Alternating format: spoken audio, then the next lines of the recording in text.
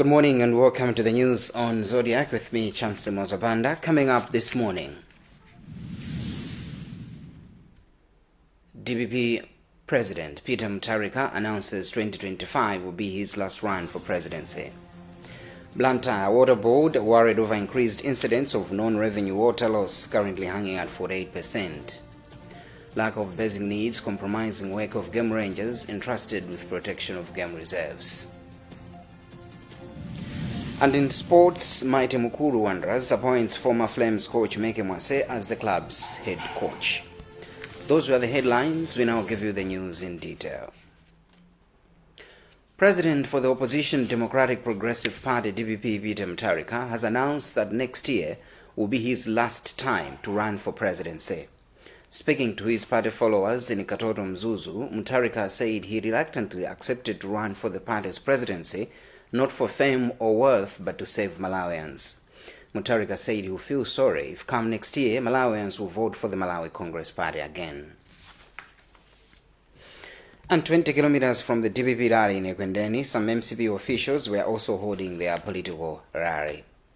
There, Secretary General Richard Chimwendo Banda said government acknowledges the socio-economic challenges that Malawians are facing, but it is doing all it can to improve the situation.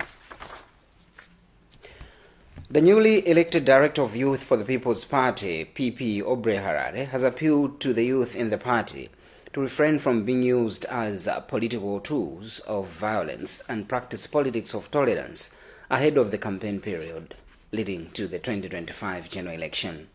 Harare made these remarks during a meeting in Blantyre, where Esther Banda, a youth representative, along with PP Regional Governor for the South, Beston Maulidi, welcomed Harare's message, emphasizing its importance for a healthy democracy. Alex Banda reports. Aubrey Harare, the new Director of Youth in the People's Party, says violence and political castigation will not be their portion. Know that we are not to fight, we need to have, but the youth must now be empowered. So the main thing was to the youth to be empowered. So our target as national youth director, my plan and our plan for the party is to empower the youth. The message has resonated well with the People's Party PP Regional Governor for the South, Beston Maulidi, whose youth members were part of the meeting. Because one of the agendas of the PP is to promote youth activities. So this is very important to PP, not only PP as such, but to the nation of Malawi for the youth. Because now we want to articulate the activities of the youth. So being one of the agendas of the PP, it is important that the Director of Youth should impart this message to the youth. Recently, the country has witnessed pockets of violence that have drawn criticism from politicians, religious leaders and concerned Malawians alike. For Zodiac and Blantyre, this is Alex Banda. The Blantyre Water Board has complained of the increased incidence of non-revenue water loss, which is currently hanging at 48%. The board's chief executive officer, Robert Hanja, told journalists after honoring customers who reported various faults to the board that they will continue to work with the residents to reduce such cases. Dr. Hanja has since encouraged the people to notify the board of any faults and people who vandalize the board's equipment. It is a critical indicator of the performance of any utility that supplies water. And we are not spared in that it is a challenge for us. Right now, I would say it is just under 50%, so about 48, 49, 47, thereabouts, depending on how you do the calculations. But it is a figure that we are working on to reduce significantly because non-revenue water basically means water that is lost. Well, I don't think I could put it into monetary terms, but what I can say is that it is a concern for us, and because of that, we are very vigilant and very active. In fact, one of the reasons why we have this exercise today and other projects like the World Bank project, all that is designed to address non-revenue water in the city. I think they are very, very crucial because, Blantyre city is vast and there's only a certain extent to which we can be present in places. And human beings are very crafty. There are ways that they can do illegal connections without people knowing. There are ways in which they can deliberately burst pipes so that they can draw water, or even ignore reporting leakages in places that we have not seen. Where we see, we act and react quickly, but we definitely need our customers to be our eyes and our ears to let us know. It is expected that forests in Traditional Authority Kabunduri in Nkhata Bay will now be safeguarded following the signing of bylaws to be implemented at Kavuzi and Mzenga forests in the district. Director of Planning and Development at Nkhata Bay District Council, Edgar Chihana, says since the communities have voluntarily formulated and signed the bylaws, they are expected to enforce them accordingly. This has been made possible through Winlock Organization, which supports farmers in honey production, bananas, paper and soya beans. Nobet Mzembe reports.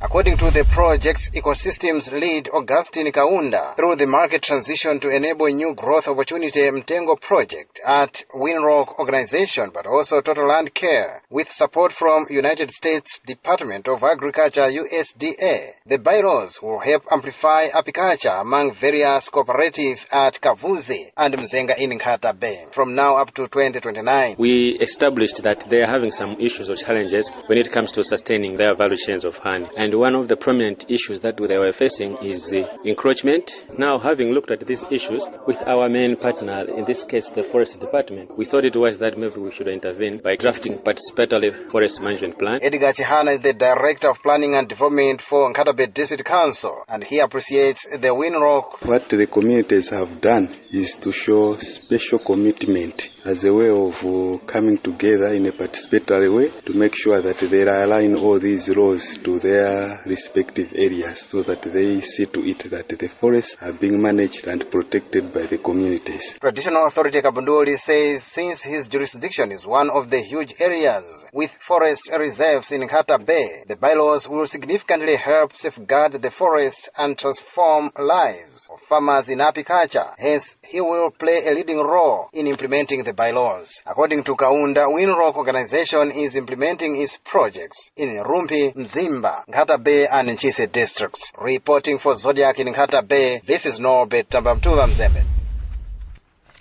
You're watching the news on Zodiac with me, Chance Mozabanda. A reminder of our top stories this morning. DPP President claims coach Meke Mwase as the club's head coach. Now, moving on with the news, authorities in wildlife conservation say lack of basic needs is compromising operations of game rangers entrusted with protection of game reserves in the country. Park manager for Nkhotakota Wildlife Reserve, David Nangoma, says rangers in protected areas that are not under African parks face challenges like shortage of equipment.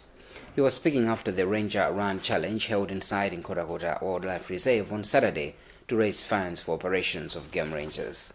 Winston Kaimina reports. Nkhotakota Wildlife Reserve, which operates under African parks, has conducted this year's edition of Ranger Run Challenge with participation of about 100 runners. Park manager David Nangoma says funds realized from the fundraising activity will be used to support rangers that face challenges such as shortage of equipment in protected forests that are not under African parks. We know as African parks there are so many other parks out there where rangers do not have the equipment, the necessary equipment for them to be able to do what they're supposed to be doing.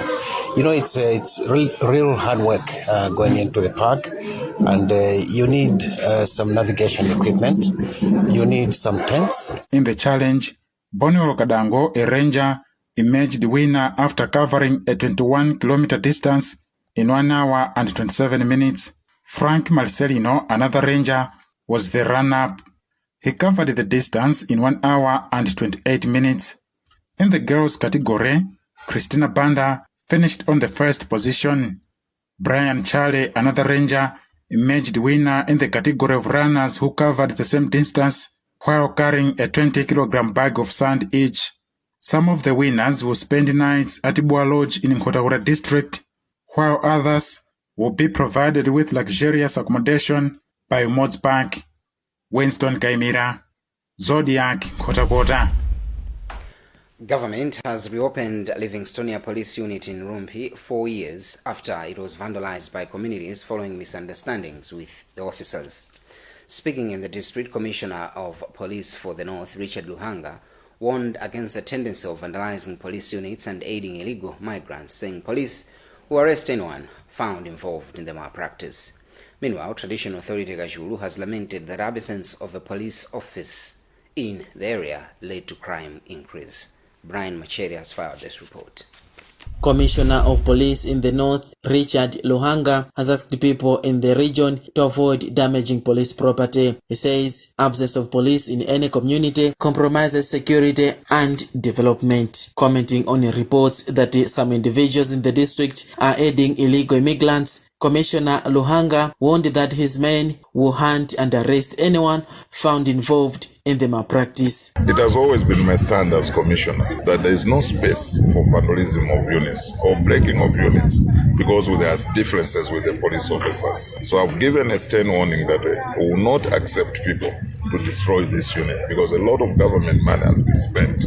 But also, we have encouraged people to own the unit. Meanwhile, Traditional Authority Kachulu has lamented that due to absence of police in his area, crime rate has increased. He says the area is now a new route for the illegal immigrants and that gender-based violence has gone up. Chairperson for Rumpi District Council, Councillor Happy Chirambo, says the council will now embark on construction works of staff houses.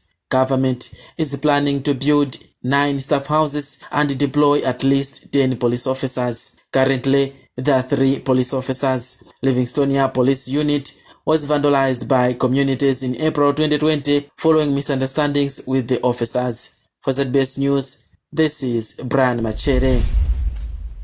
Let's now look at sports.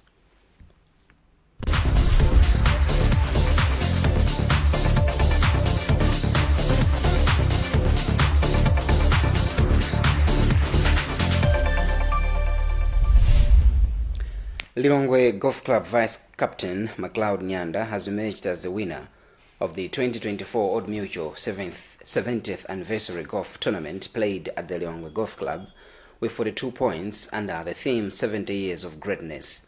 Speaking after his triumph, Nyanda said it was a tough competition but knew he had a good chance of winning the tournament after playing a few holes. For being champion, he has received a trophy and 500,000 kwacha, courtesy of Old Mutual Malawi, along with women champion Josh Bed Mpanga. The competition was a good competition. Old Mutual went all out on the competition. I had amazing playing partners, and all in all, it was a good competition. The sun was too hot though, but well, there can only be one winner, and it's me. Thank you. Honestly speaking, I didn't know, but I had a few birdies. Then I realized I think today is the day that I might win. Yeah, but I did not know from the start. On her part, Old Mutual Group Chief Executive Officer Edith Ejia said the golf tournament, which attracted 100 golfers, was a success as they have achieved their purpose of networking with customers. So 2024 is a landmark year for Old Mutual Malawi. We're celebrating 70 years of service, 70 years of operating in Malawi. Old Mutual first opened its offices in Malawi in 1954. So we have been conducting a number of client engagements, and this is just one of the series of engagements that we have organized this year. It was a success. We've seen the overwhelming support that golfers here in Lilongwe have given us. We saw that it was very well subscribed. The turnout was quite good, the vibe was very good, and the golfers also have assured us that they enjoyed the game. Blantyre football giants Mighty Mukuru Wanderers has appointed former Flames coach Meke Mwase as the team's head coach on a permanent basis after serving temporarily on the position for 5 months. Club Chief Executive Officer Pangane Ndovi says Mwase has proved beyond reasonable doubt that he is the right man for the job after registering good performances during his time, which has seen them remain second on the TNM Super League standings. Ndovi says all other details in the contract, including length of the deal, will be known before the end of this week as discussions are still underway. After careful consideration of the targets that we had set for Coach Meke Mwase, We have indeed confirmed him on the position of head coach on a permanent basis, taking into consideration what we had agreed as him being interim coach and also assistant coach of the team. One might wonder to say, what has really made you give him the role permanently? I mean, what has he done that he has convinced you to give him the role permanently? Well, we looked at the period within which he had been acting since he took over the acting position. He has performed really well. He's won more games, although here and there he did stumble, but his performance has been amazing, and we believe in Coach Mega Matsuda is going to transform the team after being given the full-time job.